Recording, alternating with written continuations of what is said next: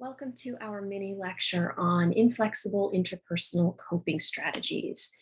This is meant to be viewed prior to our 7th class.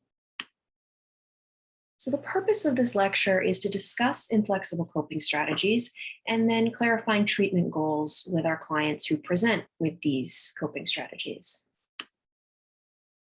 So I want to start with identifying treatment goals because I want us to have an understanding of what we're working towards as we talk about all of this. So we want to identify the patterns and painful feelings that contribute to our client's conflict. We want to highlight the coping strategies the client has learned to use in order to cope with these challenges. And it's important to use language like learn to use because children do learn to use these coping strategies. This isn't something that we're born with, that this is just part of our personality. This is something that is the result of our experience in the world. We want to clarify when and how the coping strategy is used in current interactions, including with the therapist. And we want to encourage our client to begin changing these patterns, first with us, therapists, and then to bring that out into the world. So a helpful framework for conceptualizing clients, 4 components here. 1, the client's unmet attachment needs. So what did they not get as children? 2, the client's internal working model and what they came to believe about self and others.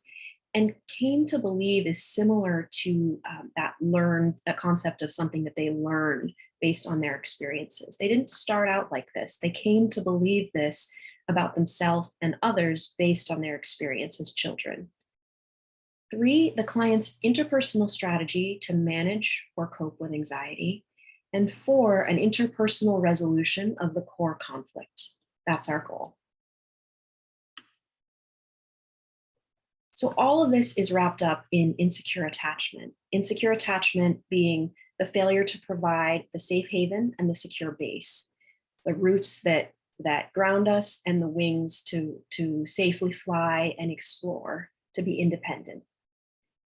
So when our clients present with conflicts with commitment and intimacy or self-direction and autonomy or all of these things, we start to really think about their attachment style and what happened for them, what went on for them as children.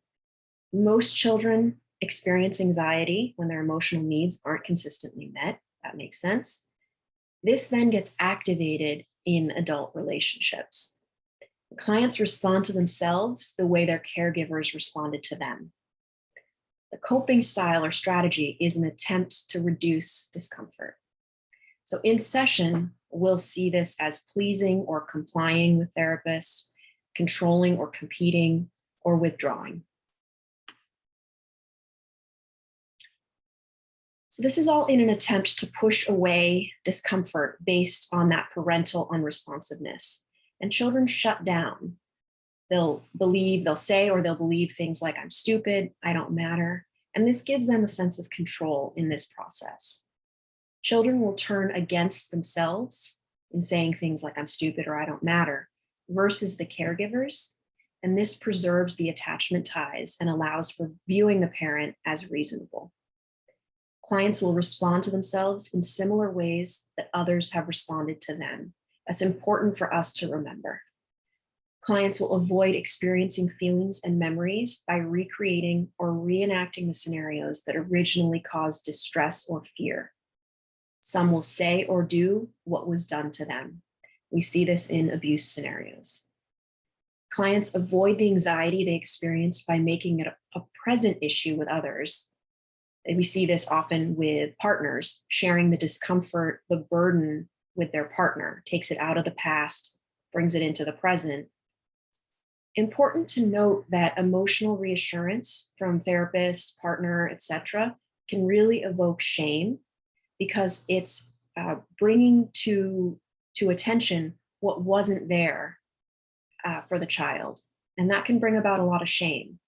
Why didn't I get that as a child? What was wrong with me that my caregivers didn't give this to me, these basic needs as a child? And that can evoke shame. So here are the inflexible coping strategies that we'll see with our clients. Moving towards others, pleasing and complying, often giving up a sense of self, avoiding disagreements, defending against anxiety by pleasing others.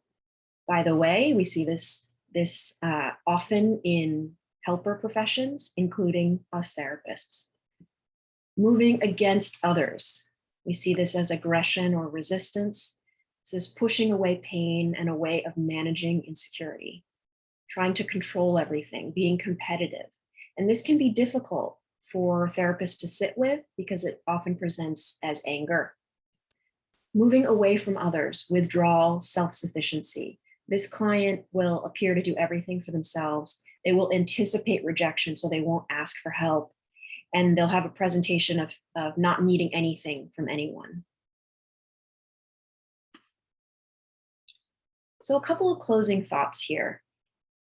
Our goal is to reflect to our clients how the coping strategy is central to their basic sense of self. We want to appreciate and honor the strategies.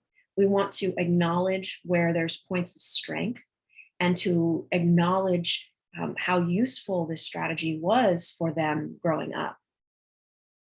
But we also want to acknowledge that it's no longer necessary. So we want to challenge the client to consider the cost of the symptoms and stress. Is it worth it to still hold on to this? How is this serving you? And we want to help our client discern when and with whom this coping style is adaptive. So there may be some very specific scenarios, like having a certain type of boss at work, something like that. So all of us have parts of these coping mechanisms. Our goal and our hope is to move towards integration and flexibility. One final thought here is that I want to be sure that everyone understands that we are who we are because of our experiences. So as we approach clients with these inflexible coping strategies, we want to just be mindful that they didn't get something they needed as children.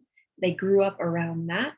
And that's why they're presenting in the way that they're presenting. As always, if anything needs to be clarified, please let me know. I look forward to seeing you in class. Thanks for watching.